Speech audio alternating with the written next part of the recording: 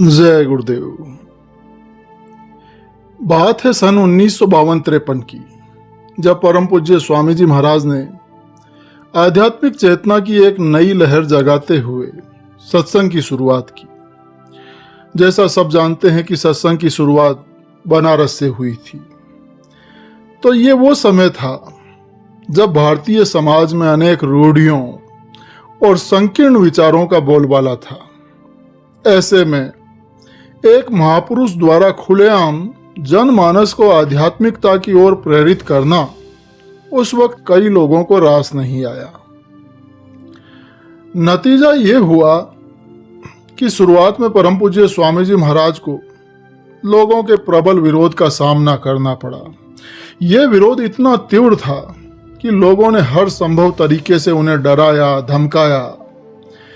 विरोधियों का एकमात्र उद्देश्य था कि बाबा जी कैसे भी करके बनारस छोड़कर चले जाएं और उनके द्वारा शुरू किया गया ये आध्यात्मिक आंदोलन वहीं थम जाए। लेकिन परम पूज्य स्वामी जी महाराज अपने निश्चय पर अडिग रहे। बनारस में विरोध का सामना करने के बाद उन्होंने सारनाथ को अपनी सत्संग की गतिविधियों का केंद्र बनाया। वहां भी कई दिनों तक सत्संग का क्रम बराबर जारी रहा।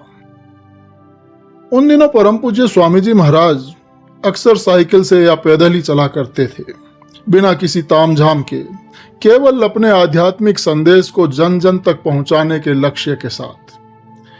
विरोध का यह सिलसिला केवल मौखिक धमकियों तक ही सीमित नहीं रहा। जैसा कि इतिहास गवाह है, सभी महात्माओं को अपने जीवन में ऐसे विरोध के क्षणों का सामना करना पड़ा है। महात्माओं के सिद्धांतों और कार्यों को रोकने के लिए जान से मारने की धमकी अंतिम अस्त्र के रूप में हमेशा से इस्तेमाल की जाती रही है।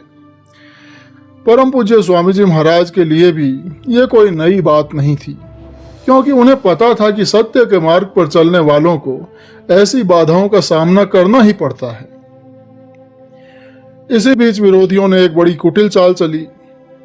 उन्होंने परम पूज्य स्वामी जी महाराज की छवि धूमिल करने के लिए बेतुकी और आधारहीन अफवाहें फैलानी शुरू कर दी।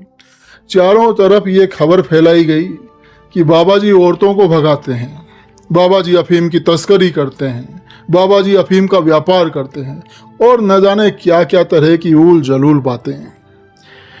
समाज में भ्रम और अविश्वास फैलाने के लिए इन अफवाहों को खूब हवा दी गई। सबसे दुख की बात तो ये थी कि उस समय के अखबारों ने भी इस तरह के निराधार प्रचार कार्यों में कोई कोर कसर नहीं छोड़ी, कोई कमी नहीं छोड़ी। बिना किसी जांच पड़ताल के, बिना किसी तहकीकात के उन्होंने इन मन गढ़ंत कहानियों को छापकर जनमानस में परम पूज्य स्वामी जी महाराज के प्रति गलत धारणा बनाने में पूरा सहयोग दिया। एक तरह से मीडिया ने बिना तथ्यों की पुष्टि किए परम पूज्य स्वामी जी महाराज की छवि को नुकसान पहुंचाने का कार्य किया। परम पूज्य स्वामी जी महाराज ने भी इन सभी चीजों का जवाब बड़े ही अनोखे तरीके से दिया। उन्होंने भरी सभाओं में और सत्संग मंच से कहा कि मैं स्त्रियों को ही नहीं बल्कि आदमियों, बच्चों सबको भगा कर ले जाऊंगा। परम पूज्य स्वामी जी महाराज के ये शब्द उन लोगों के लिए एक करारा जवाब थे जो उनके पवित्र उद्देश्य को समझ नहीं पाए थे। उनका भगाकर ले जाने का अर्थ था मोह माया से दूर करके सत्य के मार्ग पर लाना, अज्ञानता के अंधकार से निकालकर ज्ञान के प्रकाश में लाना।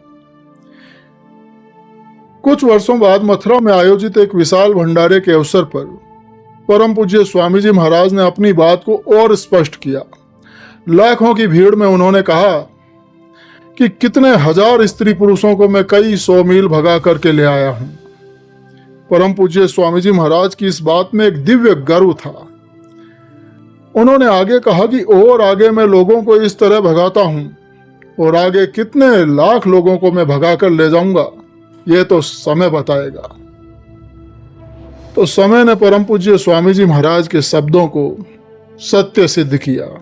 वही लोग जिन्होंने एक समय में परम पूज्य स्वामी जी महाराज के विरुद्ध अशोभनीय और निराधार प्रचार किया था, उन्हें बाद में परम पूज्य स्वामी जी महाराज द्वारा करोड़ों नर नारियों के जन जागरण को अपनी आंखों से देखना पड़ा। उन्होंने देखा कि कैसे परम पूज्य स्वामी जी महाराज के सत्संगों ने लाखों लोगों के जीवन को बदल डाला। लोग कैसे बुरे विचारों और बुरे जीवन से निकलकर एक सच्चे आध्यात्मिक राह में लग गए। कैसे परम पूज्य स्वामी जी महाराज ने समाज में नैतिकता और आध्यात्मिकता और प्रेम का संदेश फैलाया। शायद पुरानी बातों को सोचकर वे लोग भी दुखी होते होंगे और उन्हें अपनी भूल का एहसास होता होगा।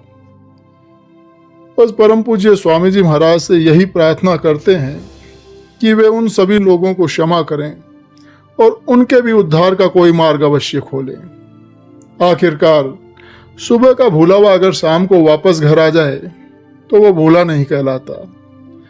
यह तो परम पूज्य स्वामी जी महाराज का क्षमाशील स्वभाव है, उनका व्यापक दृष्टिकोण है कि उन्होंने अपने विरोधियों के प्रति भी कभी भी किसी भी प्रकार से द्वेष की भावना को नहीं रखा और अपने जीवन से सबको ये सिखाया कि सत्य और प्रेम की शक्ति अंततः सभी बाधाओं पर विजय प्राप्त करती है।